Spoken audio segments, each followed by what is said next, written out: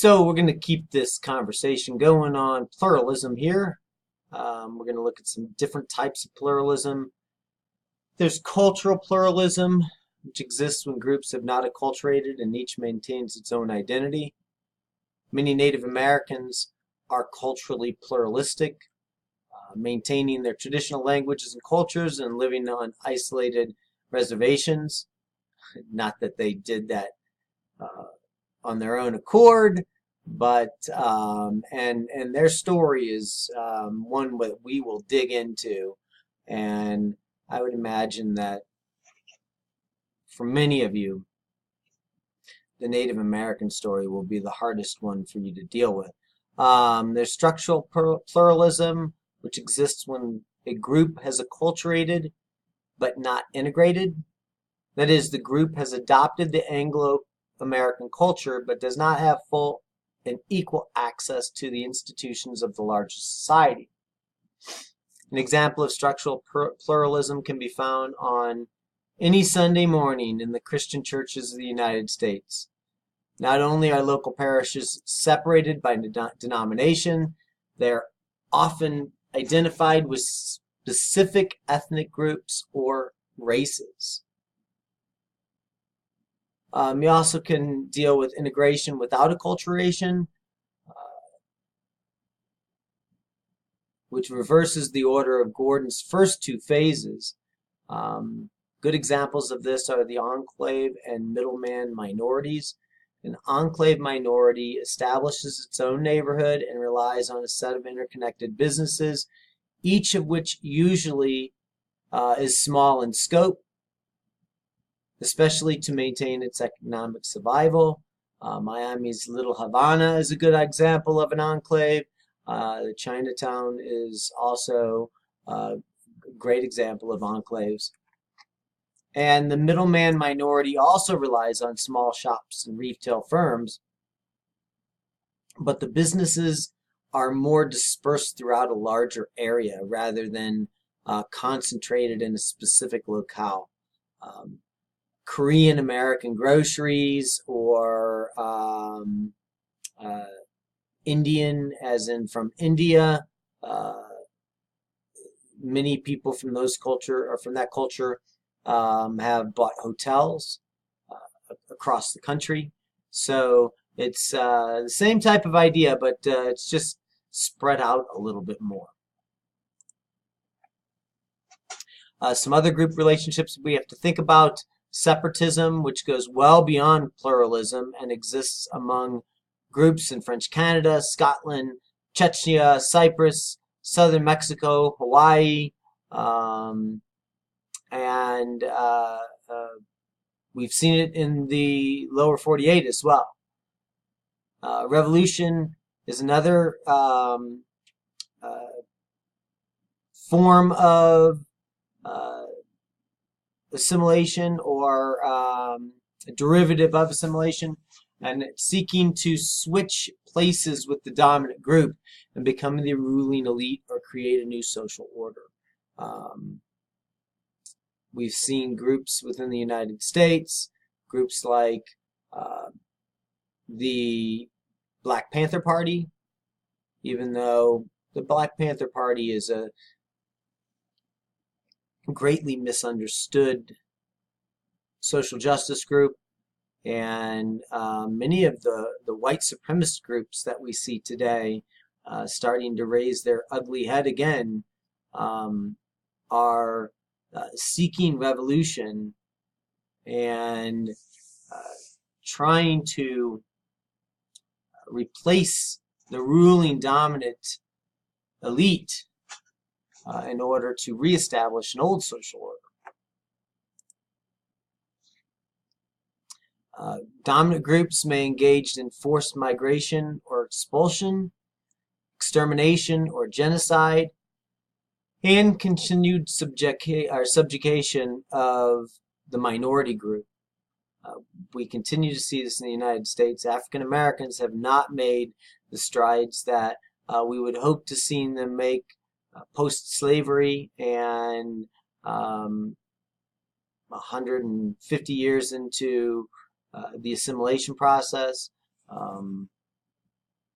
Mexican Americans are showing some progress, but they're still caught in some similar ruts that others of color have experienced when they're trying to assimilate into U.S. culture. Color and differences in culture become extremely important in the assimilation process as we move forward in the United States. But in order to understand where we are today, we need to understand where we came from. We need to understand how those assimilation processes might shed some light on the new groups that are trying to assimilate in the United States, and how they might not shed some light. So the era we're talking about right now is from 1820 to 1920, and it's one of the most massive migrations from Europe to the United States that we've ever seen. These folks came as immigrants, became minority groups upon their arrival. They experienced discrimination and prejudice in all its forms. They went through all varieties of stages of assimilation and pluralism, and eventually merged into the society that had originally rejected them. So assimilation is the goal, and with these groups, assimilation, for the most part, is the result. But since the 1960s, the United States has been experiencing a second mass migration. And a particularly important issue now is whether the theories, concepts, and models based on the first mass migration to the United States are even relevant anymore. This is something you'll have to make up your own mind about as we wade through this material, but it's an important question nonetheless. Excuse me. So that first group of people, they're coming from Northern and Western Europe. They're the English, the Germans, the Norwegians, Swedes, Welsh, French, Dutch, and Danes. And as I mentioned before, they were groups similar to the dominant group in their racial and religious characteristics, and also shared many of the cultural values with the host society, including the Protestant ethic, or a good work ethic. Immigrants from Norway on a per capita basis. Norway sent more immigrants to the U.S. before 1890 than any other European nation except Ireland. Immigrants from Germany. The stream of immigration from Germany was much larger, and German Americans left their mark on the economy, political structure, and the cultural life of their new land. We received more Germans in volume than any other population. It brings up some assimilation patterns. By and large, assimilation for Norwegians, Germans, and other Protestant immigrants from Northern and Western Europe was consistent with the traditional views discussed earlier. Immigrants from Ireland and Southern and Eastern Europe, on the other hand, they didn't have as easy of a case. These laborers came in two waves. The Irish took part of the old migration, while Italians and Southern Europeans made up the new immigration. But both of these were laboring forces. They were not, by nature, going to become part of the elite or the socially well-to-do. They were going to be the broken backs that the Industrial Revolution built itself on. We also had Eastern European Jewish immigrants, and they brought their ethnic enclaves. Jewish immigrants from Russia and other parts of Eastern Europe settled in the urban areas of the Northeast and Midwest. New York City was probably the most common destination, and New York City still has a significant concentration of Jewish folks in the United States. Unlike most European immigrant groups, Jewish Americans became heavily involved in commerce and often found ways to start their own businesses, which also produced success and wealth. The enclave economy and the Jewish neighborhoods established by the immigrants proved to be an effective base from which to integrate into American society. So they would come here, stabilize their lives in the Jewish enclaves, make a little money, and then move out into American society and build their own businesses. Another way that immigration took shape was through chains of immigration, where all the immigrant groups tended to follow these chains, and these chains were maintained by the members of their groups. So, for example, someone from one village would make it to the United States. That successful immigrant would send word home to the village, and within months, another immigrant from the village, perhaps a relative, would show up at the address of the original immigrant. They would then house them, give them some ideas on where to look for work, and help them assimilate. And then the next person would come, and you can see how the chain of immigration works. But this was not always a rosy process, folks. Prejudice, racism, and discrimination were always a part of the assimilation process. We saw anti-Catholicism. Much of the prejudice against the Irish and the new immigrants was expressed as anti-Catholicism. The Protestants had a real reason to dislike Catholics, and anyone that was Catholic could stand by. Anti-Semitism, of course. Jews faced intense prejudice and racism as they began arriving in large numbers in the 1880s.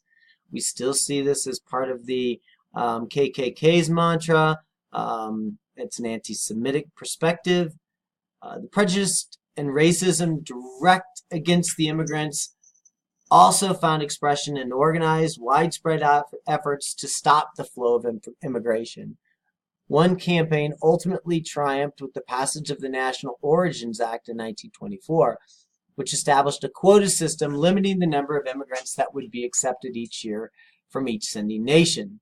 A system that was openly racist. The National Origins Act drastically reduced the overall number of immigrants that would be admitted each year. That's why the period we're talking about is from 1820 to 1920, because in 1924 they passed the National Origins Act and immigration decreases significantly. We have to think about patterns of assimilation, and these are pretty consistent with these first couple of waves of immigration. We have to realize it takes time to become completely Americanized. You can imagine this process. The first generation settles into the neighborhoods and makes limited movement toward acculturation. Their focused energies on the family and social relationships. They speak very little English, and they are very much determined by their previous cultural heritages. The second generation, or the children of these immigrants, they're psychologically or socially marginalized as part ethnic and part American, so they fit nowhere. Many experience conflict between school and home because they're learning different cultural cues, and they enjoyed wider choices and opportunities than their parents. This group is most likely to speak both languages. And then there's the third generation, or the grandchildren of the immigrants. They're usually born and raised in non-ethnic settings. English is their first language, and ethnicity is a minor part of their self-image. They tend to attain higher levels of integration at secondary and primary levels, and they see themselves as American. No longer do they see themselves as Italian or as Russian. They now see themselves as American.